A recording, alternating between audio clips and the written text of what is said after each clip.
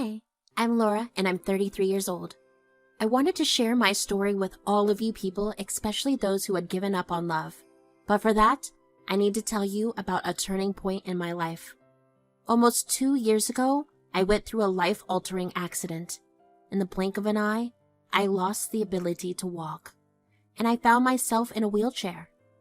It was a harsh reality to face, and my world was forever changed. But it was not just the accident that reshaped my life. It was what came afterward.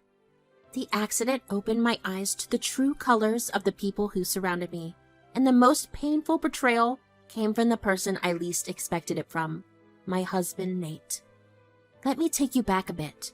My relationship with Nate was the stuff of dreams. Perfect. Almost too good to be true. He was my first love, the first person who made my heart race. And he continued to be my perfect match as we built our life together. Our life story was picture perfect. Nate's father, Nick, was another gem in our lives. He was a good man, kind and generous, and I got along with him splendidly. They say you can measure a man's character by the way he treats others, and Nick was the perfect example of that. Our family was happy, and life was bliss. But it was the little things that truly stood out. It was the small, everyday gestures that matter most. Nate seemed to have a sixth sense when it came to knowing what would make me happy. Whenever I had a stressful day, he would surprise me with a bubble bath, complete with rose petals, soothing music, and a glass of my favorite wine, all waiting for me when I got home. I could go on with these moments of love and thoughtfulness, but it was not just the grand gestures. It was the everyday acts of love that showed how much they cared. Life was perfect. Around a year into our marriage, we got some amazing news. I was expecting a baby. It was an exciting journey, and when our sweet baby girl Taylor arrived, we were over the moon. Nate turned out to be an incredible dad, especially to his little girl. I could have sworn he was meant to be a girl dad. He adored Taylor, and he cherished both of us deeply. Besides being a fantastic father and husband, Nate was also committed to his work. He was involved with various organizations and NGOs, and one of his projects held a special place in his heart.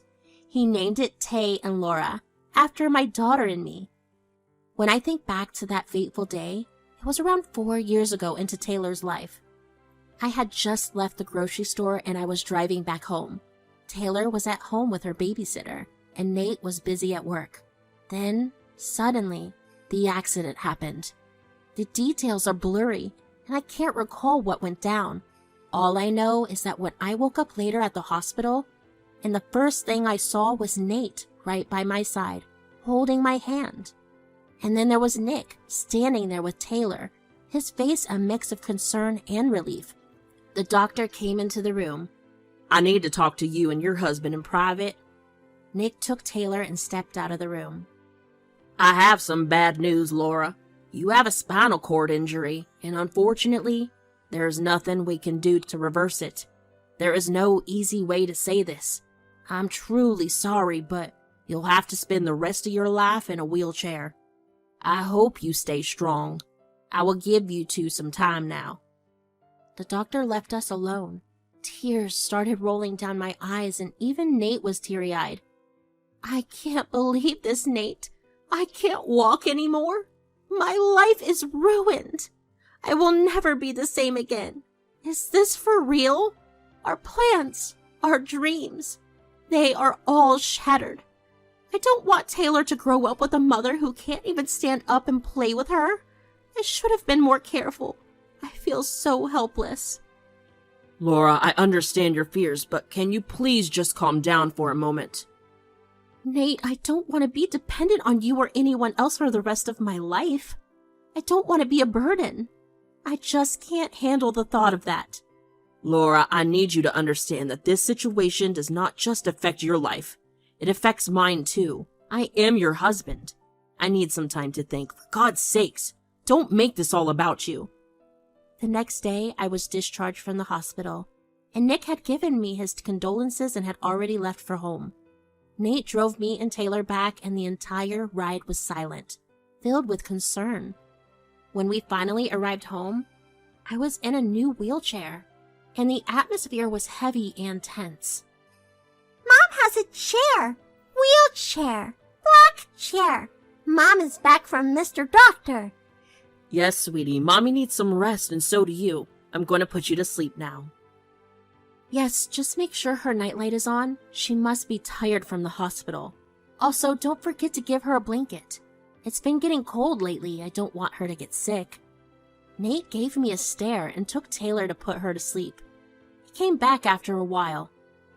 Laura, I have been thinking about this whole situation, and I finally made up my mind. What do you mean? I can't be with you. Hear me out. This is too much for me. You have given me a good married life, and I'm thankful for that. I love you, and I love our daughter Taylor, but this is a responsibility I am not ready for. I can't take care of Taylor and you all by myself. Are you serious? Don't you love me? Just because I'm in a wheelchair now, you don't want to be with me? It's not just about the wheelchair. I am young, and I have a life to live. I can't do the things I want if I stay, and I don't want to leave you alone at home. I want my independence. I need to live my life on my terms, pursue my dreams, and not be held back by circumstances. I'm not cut out to be that kind of a man. But Nate, how am I going to manage on my own? I never imagined we would end up like this. I need your support and love more than ever. I understand it will not be easy for you, Laura, but I'm sure you'll find a way. I will provide financial support. You can have this house. I do not intend to be a part of Taylor's life either. It would be less complicated for her. The simple truth is I want to cut all ties with you both. You are not just abandoning me, Nate. You are abandoning your own daughter? She needs her dad. Don't you care about Taylor? Tell her she does not have a dad anymore. She's a kid. Just make something up. I can't do this. I'm packing a bag and I'm leaving. Call your sister for help. I have not told her about the accident yet. This was proof that just because people are with you on your happy days does not mean that they will be there for you on your sad days as well. That night, as tears flowed, I realized I could not handle this on my own. My parents had separated and they had started new families of their own. They were distant and uninvolved in me and my sister Jenny's life. I tried to make up with them by inviting them to my wedding, but none of them responded. They had their own busy lives, leaving me with a sense of abandonment. With no hope of support from my parents, I turned to my sister Jenny. I called her, hoping that she would not turn her back on me and that she would be there for me when I needed her most. I had to rely on her and my own strength to get through this. I reached out to Jenny, making that crucial call. To my surprise, she was by my side within 2 short hours, appearing at my doorstep with the bag in hand. It was a relief to have her there when I needed someone to lean on. Jenny, I'm so glad you're here. I don't know what I would do without you. It's gonna be okay, sis. Now tell me what happened. It's a long story, but the short version is that Nate left me. He ran away from all the responsibilities. It's unbelievable that Nate didn't even bother to call me about your accident. That's just not right. It pains my heart to see you like this. It's disappointing to say the least. I know this might seem tough, Laura. Your life will be different from now on, but you're gonna get through it. You're stronger than you think. Thanks, Jenny. You're the only trustable person in my life right now. Anytime, sis. We will face this together, and Taylor will always have her mom and her aunt by her side. In the following days, my sister Jenny became my lifeline. She took care of both Taylor and me with her unconditional love for us. Each morning, Jenny would wake up early and prepare a nutritious breakfast for Taylor. She had to feed her, play games, and keep her engaged while I got ready for the day. Then she would assist me in my daily routines, from helping me with personal hygiene to getting me into the wheelchair.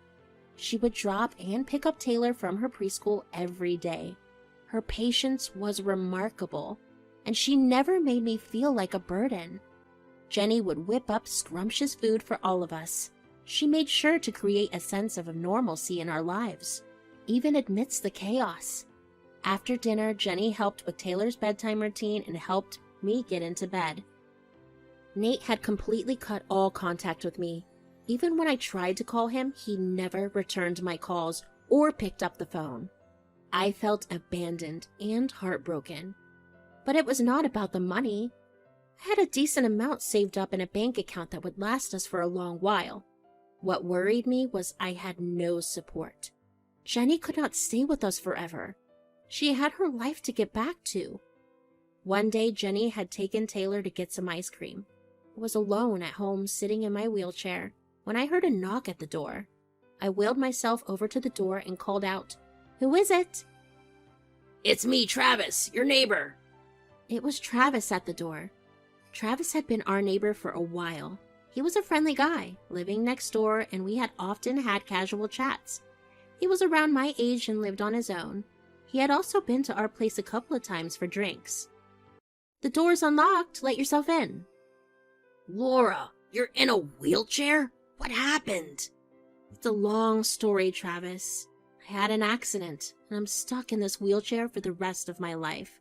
It's a spinal cord injury. Oh my God, that's awful. Where's Nate? His car is not in the driveway anymore.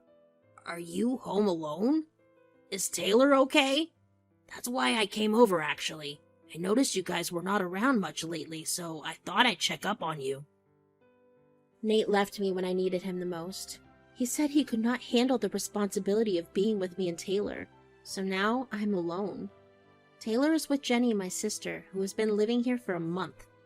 No way! Nate is such a jerk. I know it must hurt a lot right now, but trust me, it's better you got to know about his real nature sooner rather than later. Thanks, Travis.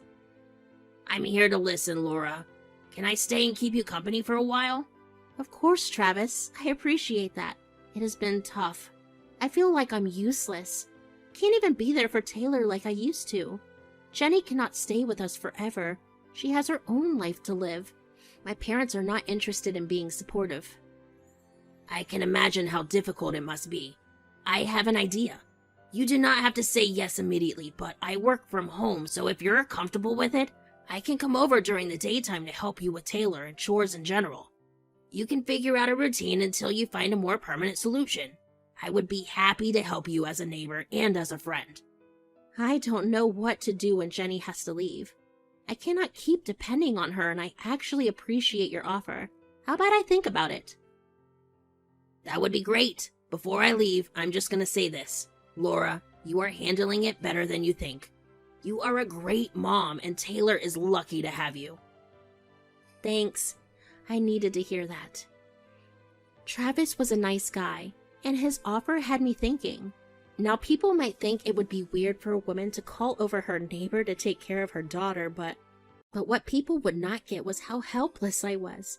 I was in a wheelchair. The lower half of my body was not functioning. I needed to do it not just for myself, but for my daughter. We had known Travis, and he was a trustworthy guy. I was ready to consider his help while I figured things out. When Jenny came back that day, I decided to talk to her about it. I want to stay and support you. I know you're strong, but what will you do when I'm gone? Who will take care of you? I appreciate your support, Jenny, but I cannot keep you here. You have your own life to get back to. I cannot lock you away with me. I have thought about it, and I have a solution. What is it, Laura? I have got this neighbor, Travis. He's been at our place a few times, and he's a decent guy. I think he's willing to help us. I know it sounds strange, but he has offered to help while I figure things out. There are not many people who would be willing. I am helpless. I can afford a caretaker right now, but I need to save for Taylor's future. God knows what life has in store for us next. Travis? I think I've seen him around. Well, I believe in you, and I trust your decision. But remember, if things don't work out or you change your mind, I'm here for you. I can always come back. You don't have to go through this alone. Thank you, Jenny. I love you, and I will keep you in the loop about how things are going with Travis. I love you too. So I took Travis up on his offer. Having him around made my life easier in so many ways. Our daily routine settled into a comforting pattern. He would arrive at my house with his laptop to work from my living room, which he had turned into a quasi-office space. In the mornings, he'd take Taylor to her preschool, and when she returned, he'd prepare us all lunch with my help. He even managed to cook some simple but delicious meals for the two of us. As much as I could do independently, there were so many things I simply could not do. He would help me with the most basic tasks. We transferred Taylor's old room into my new bedroom, ensuring that I would not have to deal with the stairs anymore. Travis took charge of moving Taylor's crib downstairs so she could sleep with me in my room. It was not just physical assistance. It was a gesture of his willingness to make our lives more comfortable. It had been almost 4 months with Travis around. Even Taylor seemed to like him a lot.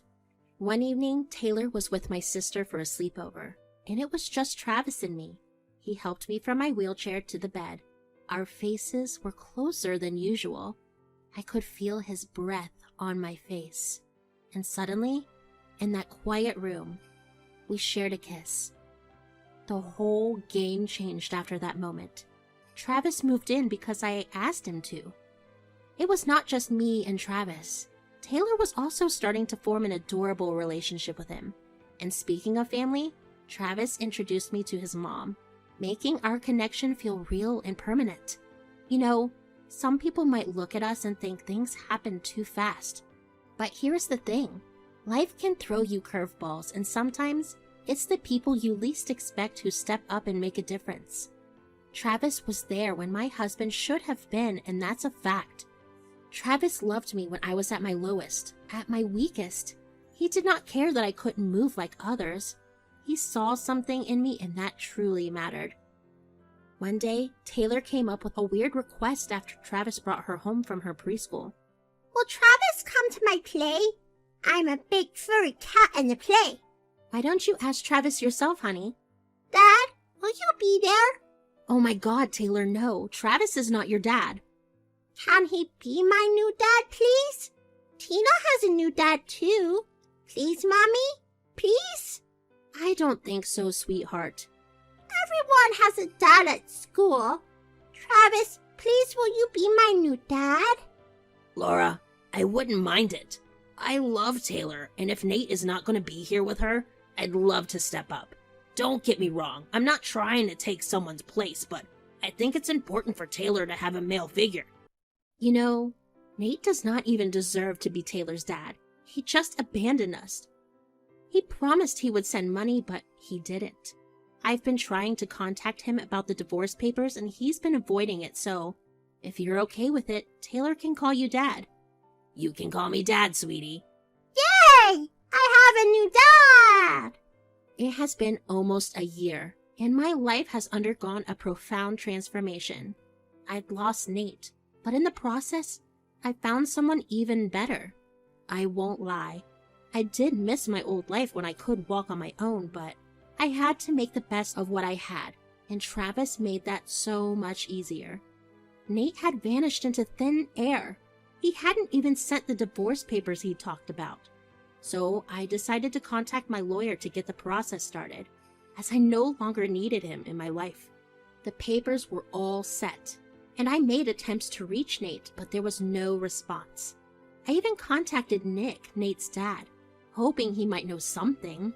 Nick admitted that he had no clue where Nate was and apologized on his son's behalf. I reassured Nick that it wasn't his fault, and he promised to send Nate over if he managed to get in touch with him. One day, Travis and I were in my room, just sitting and talking, while Taylor was in the living room playing with her dolls. Suddenly, Taylor ran into the room and shouted, Dad, there's a stranger in our house! Travis pushed my wheelchair and we rushed to the living room. Right there in front of me stood Nate. He had grown a beard and looked completely different. He seemed exhausted and he was crying. Seeing him after a year left me in shock. Who is Taylor calling Dad? She's my daughter. Travis, what's going on? Travis is the one Taylor's referring to as Dad. This is happening because you left Nate. Taylor, sweetie, Why don't you go into the other room for a bit? Laura, I'm here because my dad told me you wanted to see me. I'm sorry. Please take me back. I wanted to start a new life, but I don't think I have it in me anymore. I abandoned you, and I thought I could get better things in life. I had a girlfriend, but she left me. I realized no one can love me like you did, and I need you now. I can't live without you. When I had the accident and became paralyzed, you did not even wait a day. You left without a second thought. And now, because things did not work out with your new girlfriend, you want to come back as if nothing happened? But Laura, I love you. I made a mistake and I'm ready to make amends. Please, give me another chance. I'm sorry, Nate, but we are over. Look at you. I was gone for a while and you also got a new boyfriend. I'm ready to forgive you for it. I was in a tough spot, Nate. I had no one to take care of me and Taylor. My sister Jenny helped us out as much as she could, but she had her own life to manage. Travis stepped in and was kind enough to offer his support, and we fell in love. There was nothing wrong with that. Besides, I did not call you to rekindle our relationship. I contacted you because I needed to send you divorce papers. We are done now, and I'll ensure the judge knows about how you abandoned not only me, but your own daughter. You will not have any custody over Taylor. Nate, you made your own choice a long time ago, and Laura does not want you back in her life. You stole my daughter and my wife from me, Travis. I'm going to fight to win them back. You'll see. There is nothing you can do to win us back. I would appreciate it if you would leave us alone now. It took some time, but I finally got divorced from Nate. He was making it difficult, but he eventually signed the papers. The judge granted me full custody of Taylor, and Nate only has limited visitation rights. He tried to blame me, but I stood my ground. Now, I have moved in with Travis, and we are planning to get married. Taylor is about to turn 6, and our life together is blossoming. Sometimes, life throws betrayals at you, and you might feel like you have hit rock bottom. I thought my life was over when I lost my legs, but Travis makes me feel whole again. He includes me in everything, and his love for Taylor warms my heart. I am genuinely happy where I am today.